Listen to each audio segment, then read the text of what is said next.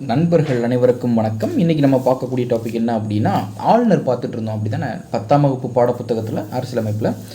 So மாநில அரசு நம்ம பார்த்துட்ருக்கோம். அதில் ஆளுநர் அப்படிங்கிற டாப்பிக்கில் இன்றைக்கி நம்ம பார்க்கக்கூடியது நிதி அதிகாரங்கள். ஆல்ரெடி நம்ம சட்டமன்ற அதிகாரங்கள் எல்லாமே பார்த்தாச்சு. ஸோ பார்க்காதவங்க இதுக்கு முந்தின வீடியோ எடுத்து பாருங்கள், ஓகேவா?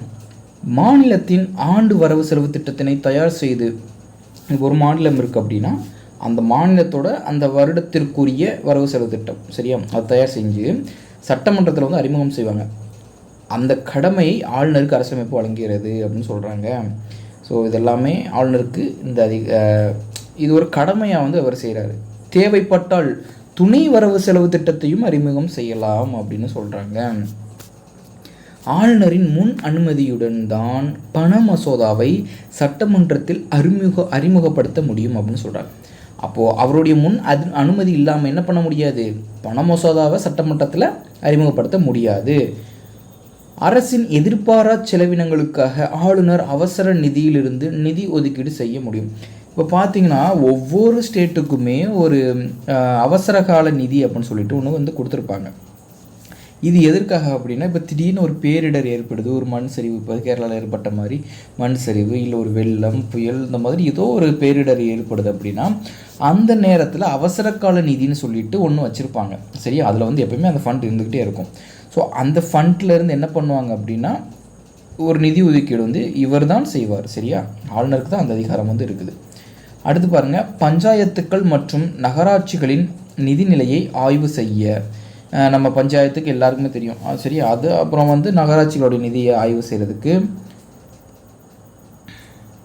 ஒவ்வொரு 5 ஆண்டுக்கு ஒரு முறை நிதி ஆணையம் ஒன்றை அமைக்கிறார். அப்போ மாநிலத்திலையும் ஒவ்வொரு 5 ஆண்டுக்கும் ஒரு முறை நிதி ஆணையம் அமைக்கிறாங்க, ஓகேவா? மத்தியில் அமைக்கிற மாதிரி.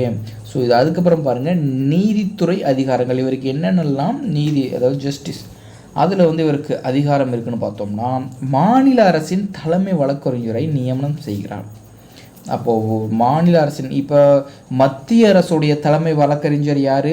அட்டார்னி ஜெனரல் அப்படின்னு சொல்லுவாங்க. அதே போல் மாநில அரசின் தலைமை வழக்கறிஞர்னு சொல்லி யாரை சொல்லுவாங்கன்னா இந்த அட்வொகேட் ஜெனரல் அப்படிங்கிறவங்க தான் யார்? மாநில அரசின் தலைமை வழக்கறிஞர். அவங்கள அதிகாரம் நியமனம் செய்யக்கூடியது யார்? ஆளுநர். அப்புறம் பாருங்கள், உயர் நீதிமன்றத்தின் ஆலோசனையின் பேரில் மாவட்ட நீதிபதிகளின் நியமனம் மற்றும், ஓகேவா, யாரோட உயர்நீதிமன்ற ஆலோசனையின் பேரில் மாவட்ட நீதிபதிகளின் நியமனம் மற்றும் பதவி உயர்வு போன்ற பணிகளை மேற்கொள்கிறார். எல்லாமே இவர் தான் பண்ணுறாரு. அடுத்து, ஆளுநரின் ஆலோசனையின் பேரில் குடியரசுத் தலைவர் உயர்நீதிமன்ற நீதிபதி தலைமை நீதிபதியை நியமனம் செய்கிறார். அப்போது தமிழ்நாட்டினுடைய ஹைகோர்ட் தான் அது பெருசு, ஓகேவா? தமிழ்நாட்டில் ஒரு கோர்ட் பெரியது அப்படின்னா அது எல்லா ஸ்டேட்லேயும் ஒரு ஹைகோர்ட் இருக்கும். ஸோ தமிழ்நாட்டில் பெரியது மெட்ராஸ் ஹைகோர்ட். அப்போ அங்கே இருக்கக்கூடிய உயர்நீதிமன்ற நீதிபதியை நியமனம் செய்கிறதும் ஆளுநர் தான் அப்படின்னு சொல்கிறாங்க. தலைமை நீதிபதி, நல்லா ஞாபகம் வச்சுக்கோங்க. குற்றவாளிகளின் கருணை மனு அடிப்படையில் குற்றவாளிகளை மன்னிக்கலாம், ஓகேவா? இதே தான் பாருங்கள், நம்ம அப்படியே குடியரசுத் தலைவருக்கு என்ன பார்த்தோமோ அதே தான் ஆளுநருக்கும் பார்க்கணும். அப்போது குற்றவாளியோட கருணை முறையின் அடிப்படையில் அவரை மன்னிக்கலாம் அல்லது குற்றவாளிகளின் தண்டனையை குறைக்கலாம். இன்னொன்று நல்லா ஞாபகம் வச்சுக்கோங்க, குடியரசுத் தலைவருக்கு இந்த 2 அதிகாரம் போக இன்னொரு அதிகாரம் இருக்கும். மரண தண்டனையிலேருந்து அவர் என்னது விலக்கு இது பண்ணலாம், ஓகேவா? அதை குறைச்சி வைக்கலாம் மரண தண்டனையிலேருந்து, இல்லை வேறு எதை மாற்றலாம். ஆனால் இவருக்கு பாருங்கள், மரண தண்டனை தவிர குற்றவாளியை தவிர அப்படின்னு சொல்லிட்டாங்க. அப்போ மரண தண்டனை குற்றவாளியை இவரால் ஒன்றுமே பண்ண முடியாது. அந்த அதிகாரம் முழுவதும் ஒரு குடியரசுத் தலைவருக்கு தான் இருக்குது, ஓகேவா? ஆனால் மற்ற 2 அதிகாரங்கள் இருக்குது, அது மன்னிக்கிறதுக்கு, குற்றவாளிகளின் தண்டனை குறைக்கிறதுக்கு அதிகாரம் இருக்குது. விருப்புரிமை, ஓகேவா? அவருடைய விருப்புரிமை அதிகாரம் என்ன அப்படின்னு பார்த்தோம்னா, குடியரசுத் தலைவரின் பரிசீலனைக்காக ஆளுநர் ஒரு மசோதாவை நிறுத்தி வைக்க முடியும் அப்படின்னு சொல்கிறாங்க, ஓகேவா? குடியரசுத் தலைவர்னு ஒரு ஒப்புதல் பண்ணணும், இப்போ நீட் மசோதாலாம் இருக்குது அப்படின்னு சொல்லிட்டாங்கன்னா கொண்டு வராங்க அப்படின்னா அதை இன்னும் அப்படி நம்ம தமிழ்நாடு ஆளுநர் அப்படி நிறுத்தி வச்சிருக்காரா. ஸோ அதே மாதிரி இந்த மாதிரி நாங்கள் ஒப்புதல் வாங்கணும் அப்படின்னு சொல்லிட்டு அப்படி நிறுத்தி வைக்கிறதுக்கும் அவருக்கு ஒரு அதிகாரம் இருக்குதுன்னு சொல்கிறாங்க. இது ஒரு வீட்டோ பவர் தான் குடியரசுத் தலைவருக்கு இருக்கிற மாதிரி. அடுத்து பாருங்கள், மாநில சட்டமன்ற பொது தேர்தலில் எம்எல்ஏ எலெக்ஷன், அதில் எந்த கட்சியும் அறுதி பெரும்பான்மையை பெறாத போது, எந்த கட்சியும், இப்போ ஏதாச்சும் ஒரு கட்சி எடுத்துக்கோங்களேன், அந்த எலெக்ஷன் நடக்குது, எம்எல்ஏ எலெக்ஷன், அதில் அறுதி பெரும்பான்மை மெஜாரிட்டி பெறாமல் இருக்கிறாங்க அப்படின்னா ஆளுநர் எந்த கட்சி தலைவரையும் ஆட்சி அமைக்க அழைக்கலாம். யாரை வேண்டுமானாலும் ஆட்சி அழைப்பதற்கான முழு அதிகாரமும் யார்கிட்ட இருக்குது? ஆளுநர்கிட்ட இருக்குது. அடுத்து பாருங்கள், சட்டமன்றத்தில் நம்பிக்கை வாக்கெடுப்பின் பொழுது பெரும்பான்மையை நிரூபிக்க முடியாமல், என்ன சொல்கிறாங்க, சட்டமன்றம் இருக்குது அப்படின்னா அதில் ஒரு வாக்கெடுப்பு நடக்கும்போது பெரும்பான்மையை நிரூபிக்க முடியாமல் போனால் அமைச்சரவையை ஆளுநர் கலைப்பதற்கு உண்டான முழு அதிகாரமும் இவருக்கு இருக்குது அப்படின்னு வந்து சொல்கிறாங்க. அடுத்து பாருங்க, அவசர கால அதிகாரங்கள். இப்போ நான் சொன்னது தான், எமர்ஜென்சி டைமில் இருக்கக்கூடிய இவருக்கு என்னென்ன அதிகாரம் இருக்குது அப்படின்னா, இது நான் முன்னாடியே சொல்லியிருந்தது. மாநில அரசு அரசியலமைப்பு விதிகளுக்கு ஏற்ப செயல்படவில்லை என்று ஆளுநர் உறுதியாக நம்பினால், ஓகேவா, அதாவது அரசியலமைப்புக்கு ஏற்ற மாதிரி அந்த விதிகளுக்கு உட்பட்டு ஒரு அரசு, மாநில அரசு செயல்படவில்லை என்று ஆளுநர் கருதும் பொழுது என்ன நடக்குது அப்படின்னா, உறுதியாக நம்பினால் அரசியலமைப்பு சட்டப்பிரிவு ஆர்டிகிள் 356, அதாவது என்னது, சட்டப்பிரிவு 356 படி குடியரசுத் தலைவர் பரிந்துரை செய்யலாம். அதாவது மாநில அரசை கலைக்கிறதுக்கு உண்டான அனைத்து அதிகாரமும் இவருக்கு இருக்குது, ஆளுநருக்கு. ஓகேவா, அப்போ குடியரசுத் தலைவர் ஆட்சி வந்து இங்கே வந்து கொண்டு வரலாம். குடியரசுத் தலைவர் ஆட்சி வந்துச்சாலே இங்கே வந்து யார், ஆளுநர் தான் ஒரு ஸ்டேட்டுக்கு வந்து ஹெட் ஆவாங்க, அவங்களுடைய பேரில் தான் ஆட்சி நடக்கும். மாநிலத்தில் குடியரசுத் தலைவர் ஆட்சி நடைமுறைக்கு வரும் ஆளுநர் குடியரசுத் தலைவரின் பிரதிநிதியாக மாநிலத்தை நிர்வாகம் செய்கிறார். ஓகேவா, அதே தான்.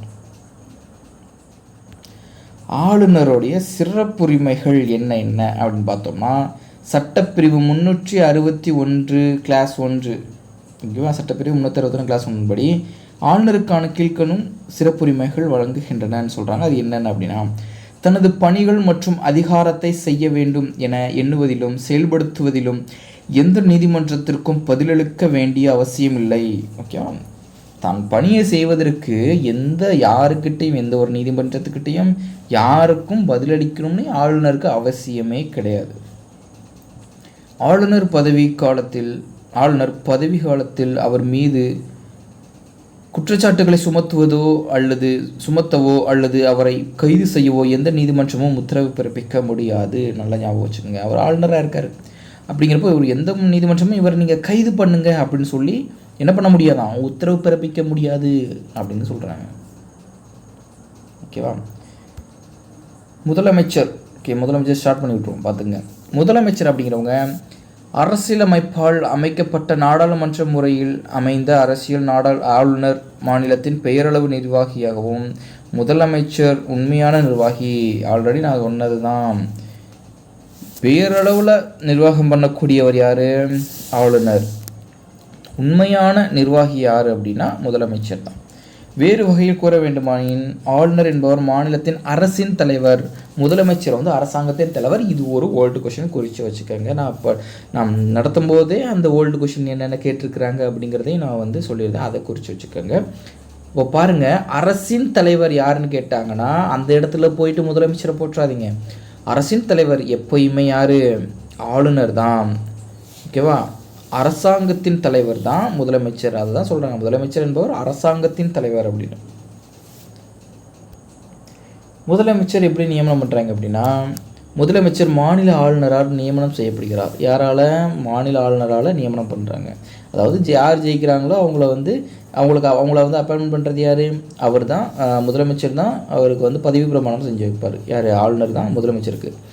முதலமைச்சரின் பதவிக்காலம் நிர்ணயிக்கப்பட்ட ஒன்றல்ல. ஆமாம், அது ஈஸியாக கலைக்க முடியும். அடுத்து, சட்டமன்ற உறுப்பினர்களின் பெரும்பான்மை ஆதரவு எவ்வளவு காலத்திற்கு தொடர்கிறதோ அதுவரை அவர் முதலமைச்சராக நீடிக்கலாம். சட்டமன்றத்தில் எப்பொழுது அவர் பெரும்பான்மையை இழக்கிறாரோ அப்பொழுது தனது பதவியை ராஜினாமா செய்கிறார். அப்போது சட்டமன்றத்தில் பெரும்பான்மை இல்லை, மெஜாரிட்டி இழந்துட்டாங்க. அந்த மாதிரி சமயத்தில் என்ன பண்ணுறாங்க, அவருடைய பதவியை ராஜினாமா செய்கிறாங்க.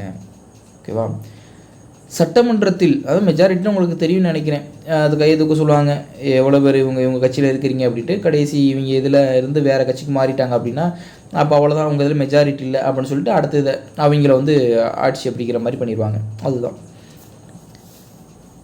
சட்டமன்றத்தில் உள்ள உறுப்பினர்களின் பதவிக்காலம் போலவே முதலமைச்சரின் பதவிக்காலமும் 5 ஆண்டுகள் தான். ஓகேவா, இப்போ நான் என்ன சொல்லியிருந்தேன், முதலமைச்சர், அதாவது எம்எல்ஏசி உங்களுக்கு எல்லாமே 25 வயது, அப்புறம் வந்து எம்பிசி உங்களுக்கு 25 வயதுகளானால் நம்ம எம்பி எம்எல்ஏஸ் ஆகலாம். 30 வயதுகளானால் சட்டமன்ற மேலவை, அடுத்து ராஜ்யசபா மாநிலங்களவை உறுப்பினர் ஆகலாம். அப்புறம் பார்த்தீங்க அப்படின்னா ஆளுநர், குடியரசுத் தலைவர், துணை குடியரசுத் தலைவருக்கெல்லாம் 35 வயது நிரம்பினா நீங்கள் குடியரசுத் தலைவர், துணை குடியரசுத் தலைவர் ஆகலாம். ஓகேவா? ஸோ இந்த வீடியோ பிடிச்சா லைக் பண்ணுங்கள், ஷேர் பண்ணுங்கள், கமெண்ட் பண்ணுங்கள். தேங்க்யூ.